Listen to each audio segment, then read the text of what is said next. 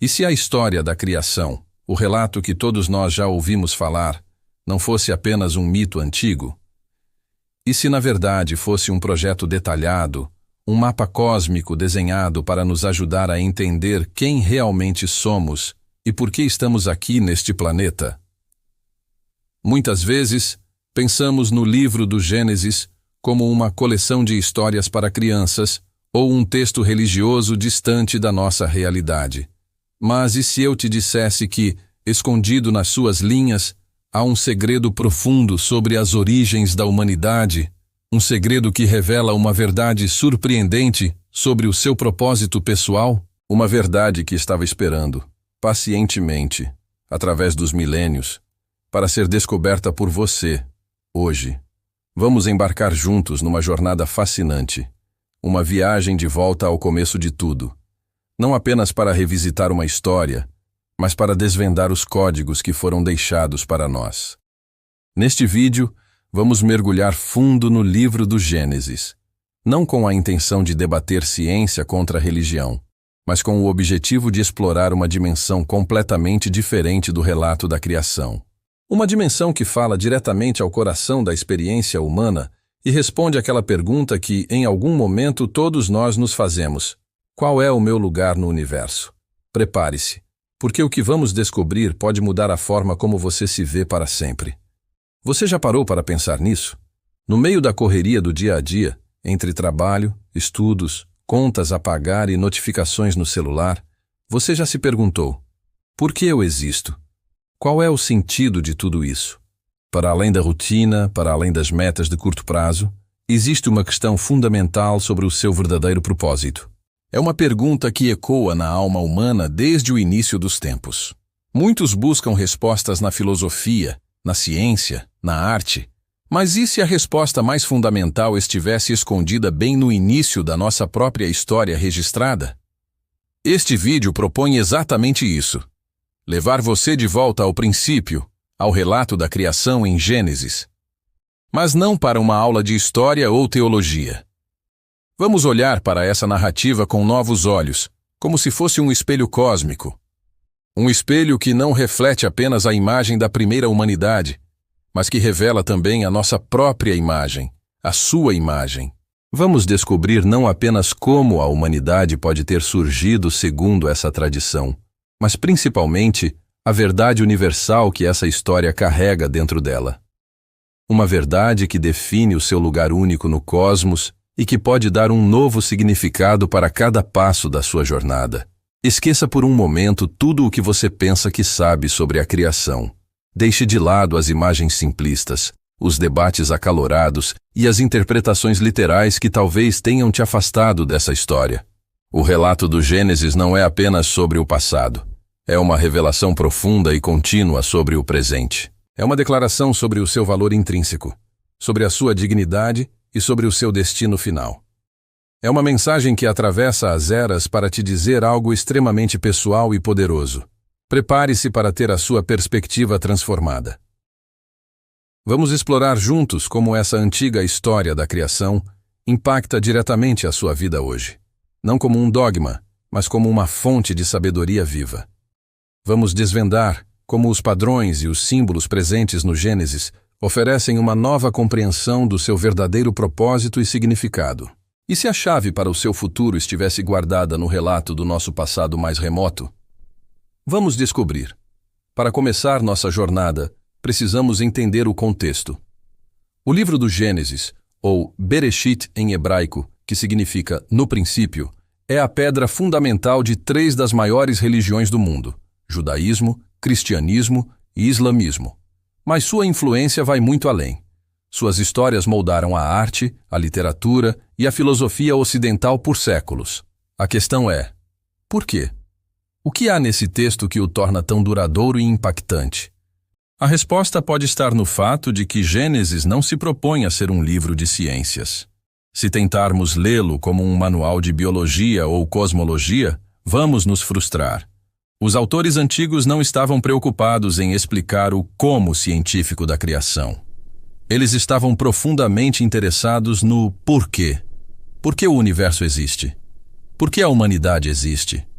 E qual é a nossa relação com o Criador de tudo isso? Vamos olhar para o primeiro capítulo. A narrativa é poética, estruturada e rítmica. A criação se desdobra em uma sequência de dias, com ordem e propósito. Luz e trevas, águas e terra, plantas, astros, animais. Cada elemento é chamado à existência pela palavra. Há uma progressão deliberada, do mais simples ao mais complexo. E em cada etapa, uma avaliação é feita. E Deus viu que era bom. Isso estabelece um princípio fundamental. O universo, em sua essência, é bom. Não é um acidente caótico, nem o resultado de uma batalha entre deuses, como em outros mitos de criação da antiguidade. É o produto de uma intenção boa e ordenada. Isso, por si só, já é transformador. Se vivemos em um universo que é fundamentalmente bom, isso muda a nossa postura perante a vida. Enfrentamos os desafios não como vítimas de um cosmos hostil, mas como habitantes de uma criação com propósito, mesmo quando não o entendemos completamente. Mas a história não para por aí.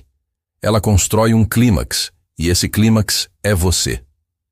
No sexto dia, a narrativa muda de tom. Depois de criar todo o cosmos, o texto diz: façamos o ser humano à nossa imagem, conforme a nossa semelhança. Essa é, talvez, a declaração mais radical e revolucionária de todo o livro. Pense no que isso significa. Em um mundo antigo, onde apenas reis e faraós eram considerados imagens de deuses, o Gênesis democratiza essa ideia. Ele afirma que cada ser humano, sem exceção, homem, mulher, rico, pobre, de qualquer etnia ou status social, carrega em si a imagem divina, o imago Dei. Isso não é uma característica física. Não significa que Deus tem um corpo como o nosso. A imagem e semelhança apontam para as nossas capacidades que refletem, de forma finita, os atributos do Criador. A capacidade de criar, de amar, de se relacionar, de raciocinar, de ter consciência moral, de exercer domínio responsável. O seu valor não vem do que você tem, do que você faz, ou do que os outros pensam de você. O seu valor é intrínseco, inato, gravado na sua própria existência. Você é, por definição, uma obra de arte cósmica, um representante do divino na Terra. E qual é a tarefa de um representante? É cuidar dos interesses daquele que o enviou.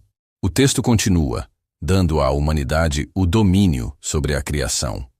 Essa palavra, muitas vezes, foi mal interpretada como uma licença para explorar e destruir. Mas no contexto original, o conceito de domínio era o de um rei sábio e benevolente, ou de um jardineiro cuidadoso. É uma chamada para cultivar, proteger e fazer a criação florescer. Nosso propósito, portanto, não é apenas existir, mas participar ativamente no projeto contínuo da criação. Somos co-criadores com Deus. Isso muda tudo. O seu trabalho, seus estudos, seus relacionamentos, a forma como você cuida do seu ambiente. Tudo isso ganha uma nova dimensão. Não são apenas tarefas mundanas. São oportunidades de expressar sua imagem divina, de exercer seu domínio responsável e de participar no propósito cósmico. Você não está aqui por acaso. Você tem uma vocação, um chamado. Mas a história do Gênesis é realista. Ela não pinta um quadro ingênuo da perfeição. Logo após essa sublime descrição do nosso propósito, vem a história da queda, a narrativa do Jardim do Éden. Essa história, novamente, não é sobre uma cobra falante e uma fruta mágica. É uma profunda análise da condição humana. É sobre a liberdade de escolha e a tentação de redefinir o bem e o mal por conta própria. A tentação de dizer, eu serei o meu próprio Deus. Essa escolha leva a uma fratura na relação com Deus, com o outro, consigo mesmo e com a natureza. A vergonha, o medo, a culpa, a acusação, o trabalho penoso, a dor, tudo isso entra em cena. A narrativa do Gênesis reconhece a nossa realidade quebrada. Ela valida a nossa sensação de que algo não está certo no mundo e dentro de nós. Nós fomos criados para a harmonia do jardim, mas vivemos, muitas vezes, no exílio a leste do Éden. No entanto, Mesmo na tragédia, há uma semente de esperança. A história não termina com a expulsão. Pelo contrário, todo o resto da Bíblia se torna a história de como Deus trabalha para restaurar essa fratura, para curar a humanidade e a criação, e para nos trazer de volta para casa.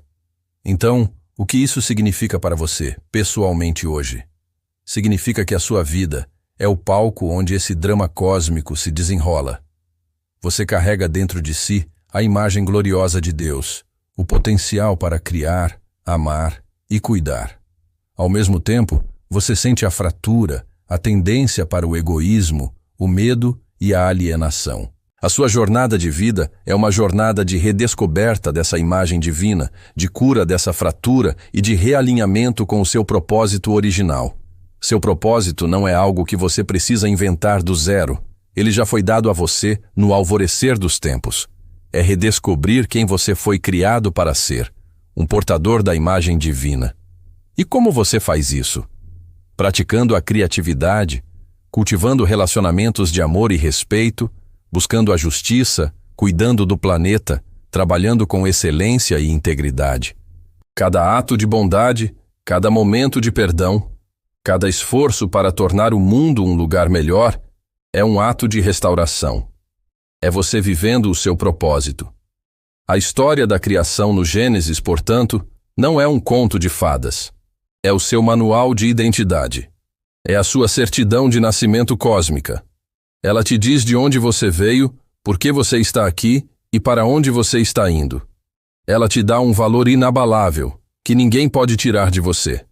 Ela te dá uma missão nobre, que dá sentido até mesmo às tarefas mais simples. E ela te dá uma esperança poderosa, a esperança de que, apesar da nossa quebra, a restauração é possível. Na próxima vez que você se sentir perdido, sem valor ou sem propósito, lembre-se do Gênesis. Lembre-se que você foi feito à imagem de Deus. Lembre-se que você foi encarregado de ser um guardião da criação. Sua existência não é um acidente. É uma peça fundamental no grande projeto do universo. Abrace essa verdade. Viva essa verdade. E você descobrirá um sentido e uma alegria que transcendem as circunstâncias do dia a dia. Você descobrirá que a história mais antiga do mundo é, na verdade, a sua própria história. Obrigado por me acompanhar nesta jornada profunda de volta ao princípio. Se este vídeo te fez pensar e abriu novas perspectivas para você, não se esqueça de deixar o seu like, compartilhar com alguém que também possa se beneficiar dessa mensagem e se inscrever no canal para mais conteúdos como este. Deixe nos comentários qual parte mais te impactou. Até a próxima!